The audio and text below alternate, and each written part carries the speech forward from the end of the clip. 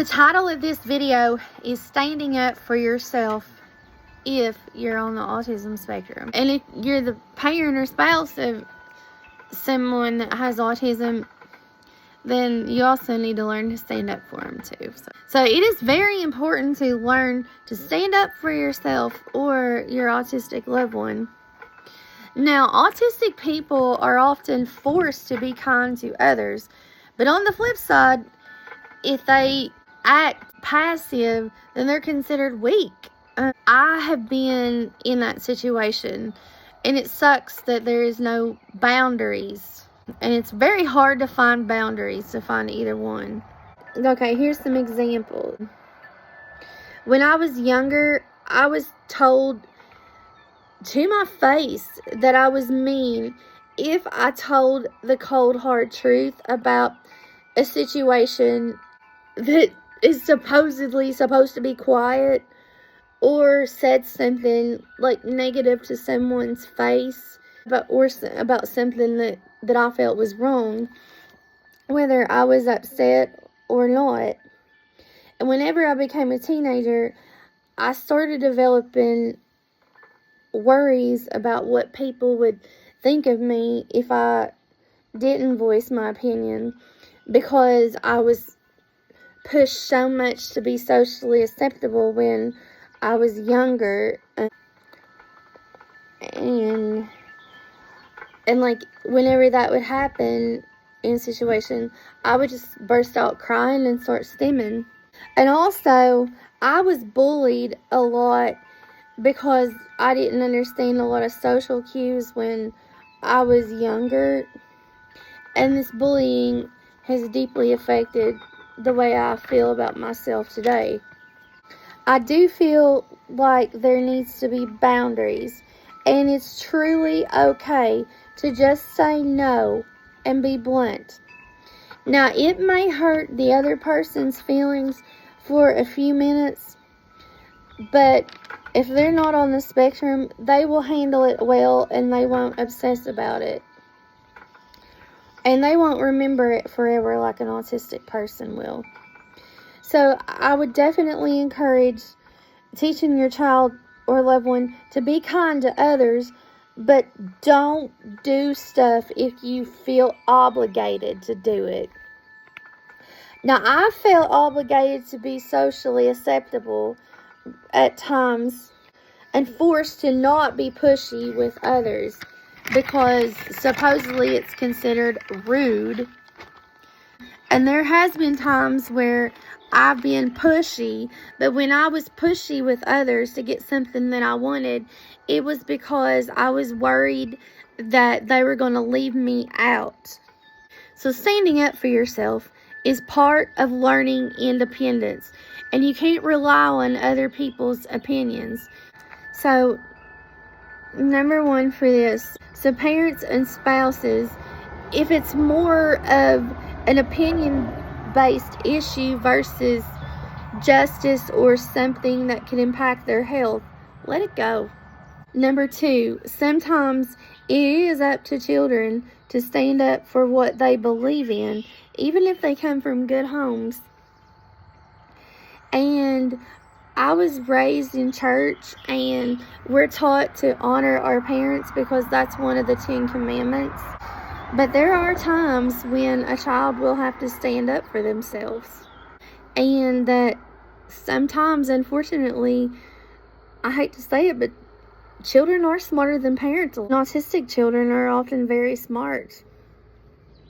Here's a few examples of times that I've had to stand up for myself, and I had to make people believe me.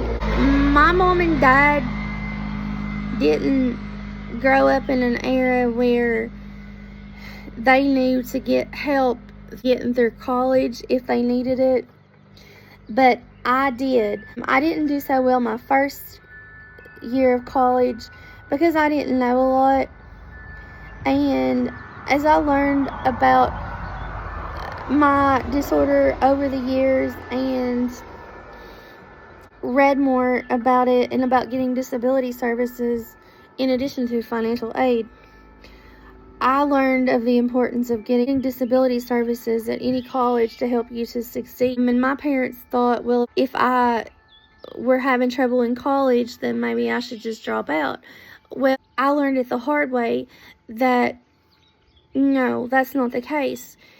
And I dropped out of college after 1 year of going, and I went to beauty school, and I wasn't happy with beauty school, so I graduated with beauty school because I didn't feel like that's where I needed to be.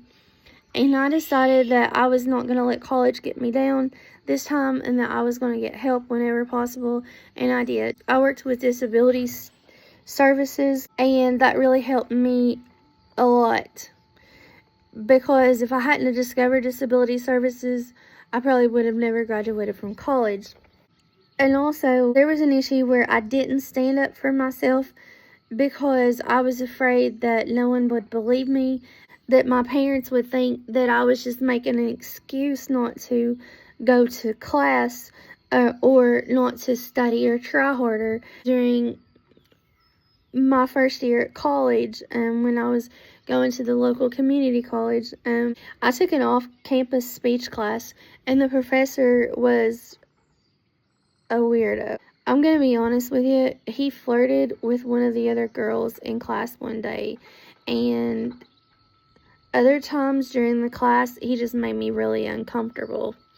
I finally broke down 5 years later and told someone at the school what had happened, and she said that if I would have told someone earlier that they could have done something about it, and I didn't want anyone to think that I was just making excuses because of my autism and of the fact that I grew up thinking that if you're not like a straight A student, then no one's going to believe you if you come across a problem in school.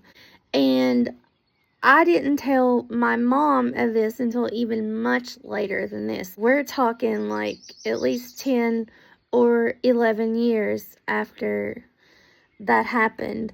I finally told my mom, and she was shocked that I didn't tell her. And she told me that if I would have told her about the situation at that time, she would have probably done something about it for me. Number 2, me. I decided when I went back to college the second time that I was going to explain my autism to my professors and the disabilities coordinator, and what I would need and what would help me the best to succeed. And I did, and that helped somewhat, even though I still failed college algebra twice, and that couldn't transfer because I failed it. So that was cool, and I didn't need it for the school where I was going to get my bachelor's degree at. Had I not talked to my professors about anything, then I would have probably just failed school. My mom and dad felt like if you failed college, then obviously college wasn't meant for that person. Well, I decided to get around that bullet, and I showed them that I could get through college even though I failed. And I did, and in the end, they were proud of me for it. So, number 3, I unfortunately had to take the courage to step up to find information about another one of my medical problems that my mom didn't think that I would need anything for. Well, it turns out my mom didn't think that it would do me any good to go to a gynecologist for my bladder problem, but I wanted to see if there was something else that was causing my symptoms in a surrounding area. And even though my mom didn't agree with it, she supported my decision to go to a gynecologist and find out what was going on. And the gynecologist found out what the problem was with my bladder, and we went down a treatment road, and I'll talk to that in a different way. So conclusion, truly happy people stand up for themselves.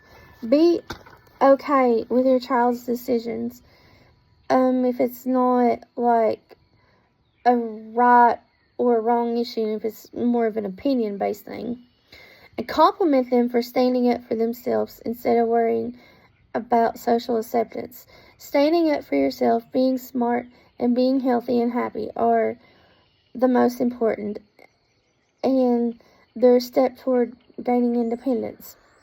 If given the right environment, these kids can out-succeed their peers. Thanks, bye.